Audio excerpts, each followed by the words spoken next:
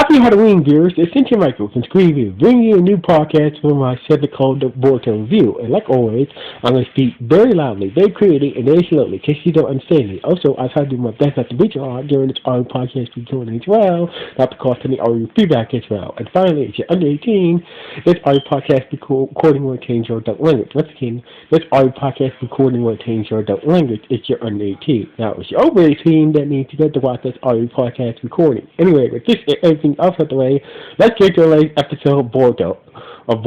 So basically, we see Hime and Kawaki facing off with Hana, or basically the evil personality, the evil assassin personality of Hana.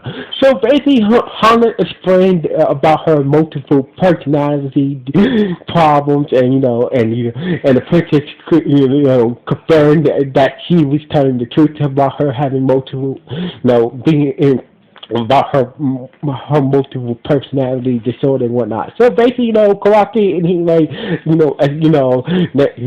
basically, got to grasp what's going on with Hana and whatnot. So anyway, Kawaki and Hime were doing their best to hold their own against assassin Hana's personality until she was able to trap them in this paper dome. Meanwhile, the rest of the class went to the shore and tried to find a way to get a message to the leafers, or find a boat somewhere to get, tell them what the hell is going on with the situation.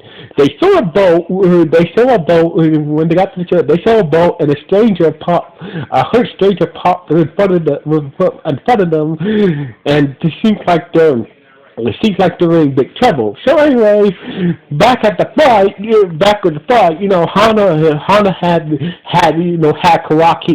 Kawaki, Hime, and the princess trapped in this paper, in her paper jutsu dome, and so basically, with a little help from Hime's Byakugan and Kunai's with a paper bomb, and that was taken from Hana that was knocked out of Hana's hand during the struggle before they got trapped in the paper dome.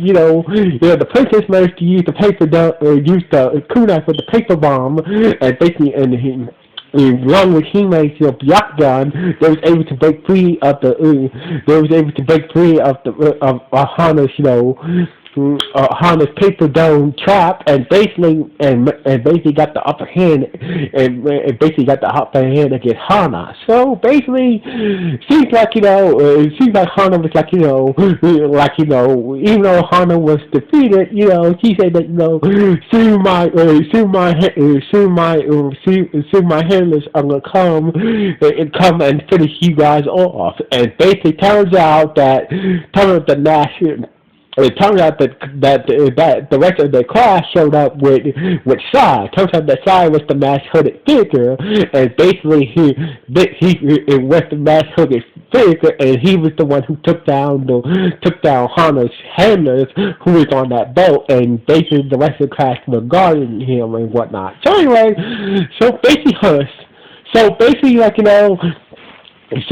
Hana was pretty much defeated and without any backup. So basically, Hana was about to kill herself, and that's when the good Hana started to fight back and try to take control of her body again.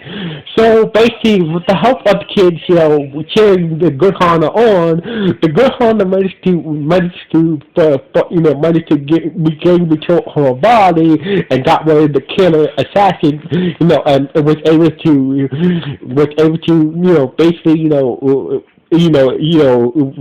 basically suppress the assassin personality of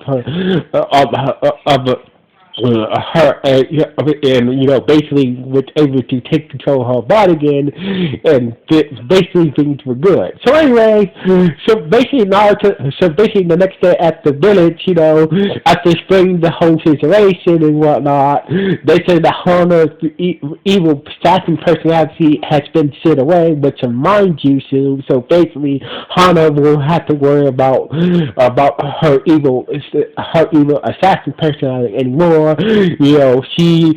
She's been sent away. The evil assassin personality has been sent away by some mind juices or some shit like that. So basically, Hana is the good Hana is here.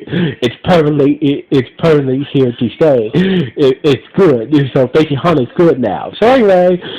So everything is wrapped up. So basically, this whole assassination attempt is now wrapped up. So basically, Karaki said that since there is no more threat, on the princess' life, your assignment is up. So basically, Karaki was like, I was kind of happy that, was kind of happy he was sort of kind of happy that he doesn't have to guard the princess anymore. But at the same time, he did like going to a ninja academy with Hina and the princess and the rest of the gang and whatnot. So anyway, so basically later that day, the princess told everybody that she was going home too. So basically, so the rest of the class said that what, before you do, let's put on that play we didn't got to put on the festival day. So basically, they wanted to still do the play